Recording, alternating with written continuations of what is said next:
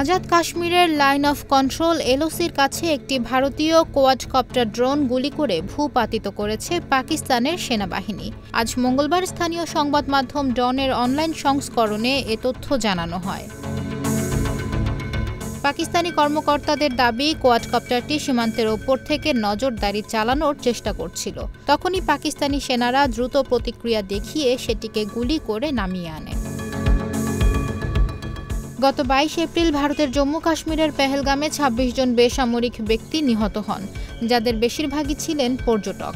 এটি 2000 সালের পর কাশ্মীর অঞ্চলে অন্যতম ভয়াবহ হামলা হিসেবে বিবেচিত হচ্ছে। কাশ্মীর রেজিস্ট্যান্স নামের একটি সংগঠন এ হামলার দায় স্বীকার করে।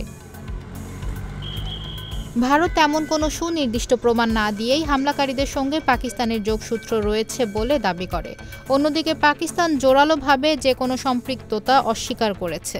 পাকিস্তানের প্রধানমন্ত্রী শাহবাজ শরীফ এই ঘটনার নিরপেক্ষ তদন্তের আহ্বান জানিয়েছেন। সূত্রের বরাতে ডন জানায়, কোয়াডকপ্টারটি আজাদ কাশ্মীরে ভিমবার জেলার মানাওয়ার সেক্টরে নজরদারির চেষ্টা করছিল। পাকিস্তান সেনাবাহিনী তাৎক্ষণিক পদক্ষেপের মাধ্যমে শত্রুর এই কৌশল ব্যর্থ করে দেয়।